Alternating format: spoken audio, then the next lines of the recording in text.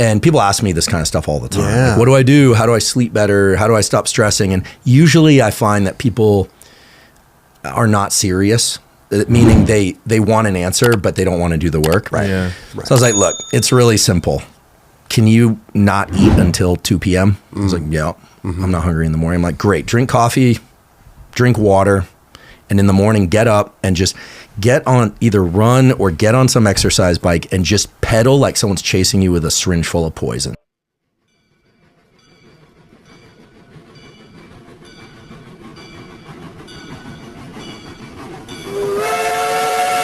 When is best to do exercise and what types of exercise to do if your goal is fat loss?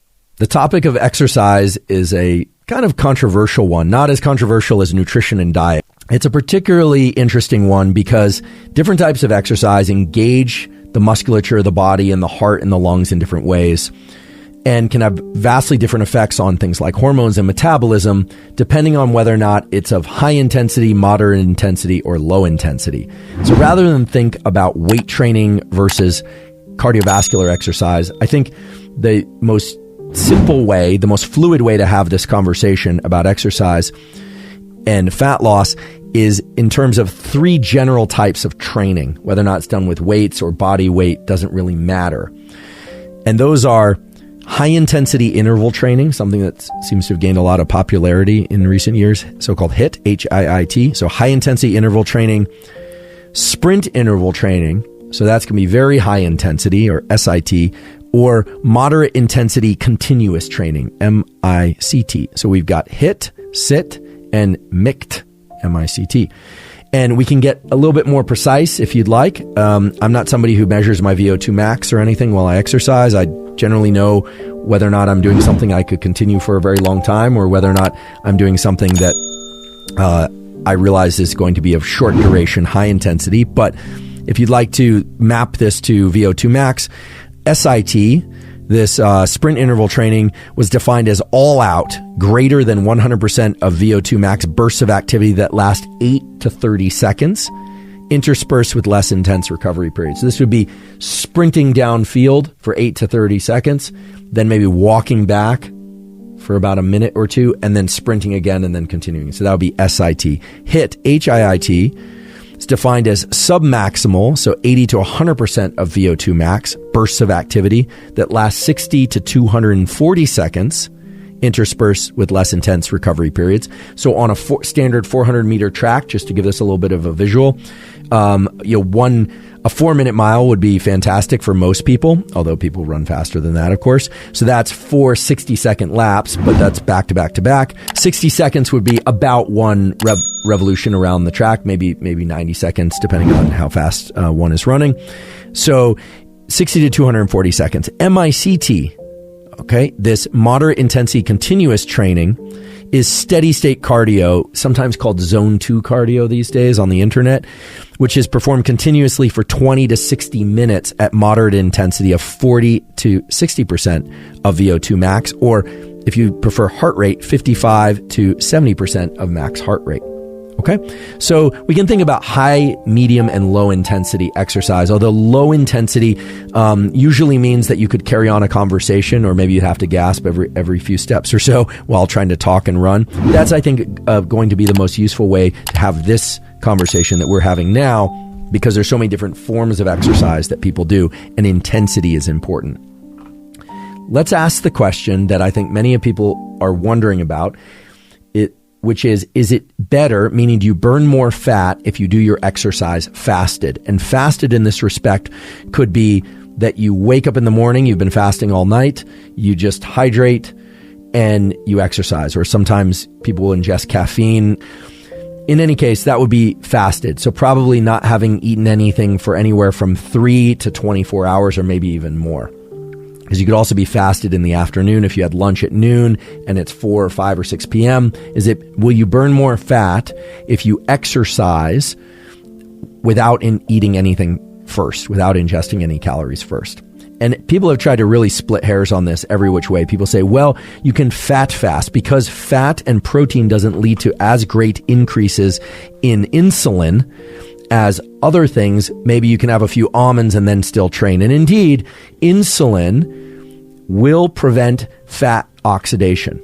I want to be really clear. The burning part of fat in the cell, the movement of the fatty acid and into mitochondria and the conversion to ATP, insulin inhibits that process. However, it's been shown that at least for short periods of training, it doesn't really seem to matter whether or not you eat before training or you don't, if your goal is fat oxidation. Now, I want to put an asterisk near that because there's some exceptions, but there were several studies done that, and the kind of the classic ones of these, I'll read out to you.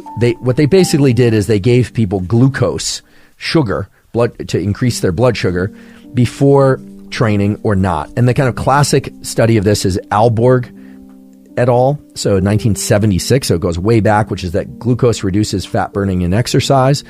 And then some other studies, if you want to look these up, they're very easy to find on PubMed. You put in Horowitz, 1999. Lee et al. Is another one where they have people drink milk with glucose in it, so sweet sugary milk before exercise, etc. And you can find a number of examples where eating before exercise reduces the amount of fat that's oxidized during the exercise. And you can also find a lot of studies showing that eating during exercise or prior to exercise will not reduce the amount of fat that's oxidized. However, the types of exercise, whether or not it was medium intensity or high intensity or low intensity, is all over the map for these studies. So it's very hard to target an ideal protocol. And then if you look really deep in the literature, you start to find meta-analyses where people have actually aggregated all the findings, and some modern studies where it points to some very specific and useful protocols. And so here's the rule or the protocol that I extracted from that literature. At a period of about 90 minutes of moderate intensity exercise, I want to be clear, at about or after 90 minutes of moderate intensity exercise, there's a switchover point whereby if you ate before the exercise, you will burn far less fat from the 90-minute point onward than you would if you had gone into the training fasted. So let me repeat that. If it's moderate intensity, so-called zone 2 cardio type exercise, at the 90-minute point, if you happen to have eaten before the exercise within 1 to 3 hours prior to the exercise, then you reduce the amount of fat that you will burn from 90 minutes onward.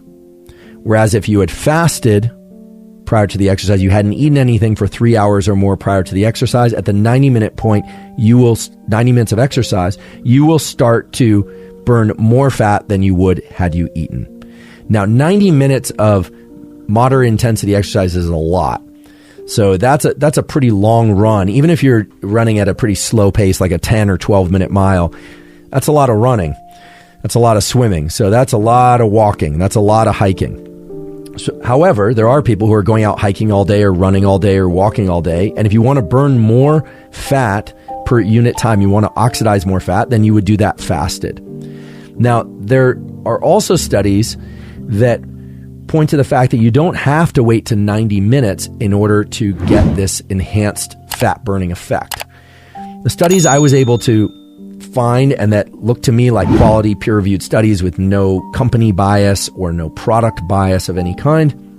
These are studies that were largely funded by the federal government in the university context, pointed to the fact that if one does high-intensity training or even the very high-intensity forms of training like sprints or squats or deadlifts or any kind of activity that can't be maintained for more than these, 8 or I would say up to 60 seconds. So a set of lifting weights repeated. If that's done for anywhere from 20 minutes, so weight training or powerlifting or these kinds of things or kettlebell swings, or up to 60 minutes, well, then the switchover point in which you can burn more fat if you go into that fasted comes earlier. And this makes sense because there's nothing holy about the 90-minute point for medium intensity zone 2 cardio. That 90-minute point is the point in which the body shifts over from mainly burning glycogen, basically sugar that comes from muscles or the liver, and realizes this is going on for a while. I'm going to shift over to a storage site fuel that is in reserve, like body fat. This is going to happen for a while, so I'm going to start tapping into body fat stores. Now, fat doesn't have a little brain there. It is innervated by neurons, but it doesn't have thoughts, and you don't actually control this switch with your mind. This is something that has to do with the milieu of various hormones. What has to happen is insulin has to go down far enough. So if you ate before the exercise, you'd have an increase in insulin. If you ate carbohydrates, you'd have a bigger increase in insulin. Fat and proteins indeed will have lower amounts of insulin, and fasting will give you the lowest amount of insulin. Well, then that switchover point is going to come earlier in the exercise. And if you think about it, if you were to do something high intensity for 20, 30, 40 minutes, so maybe lift weights and then get into zone 2 cardio, if you were fasted, the literature says that you're going to burn more body fat per unit time than if you had eaten before or during the exercise. So what does this mean? This means if you want to burn more body fat, if it's in your protocols and have been approved to do this safely, exercise intensely for 20 to 60 minutes. The higher the intensity, obviously, the shorter that bout is going to be, and then move over into zone 2 cardio. And if you do that fasted, or the medium intensity cardio, I should say, and if you do that fasted, then indeed you will burn a higher percentage of body fat.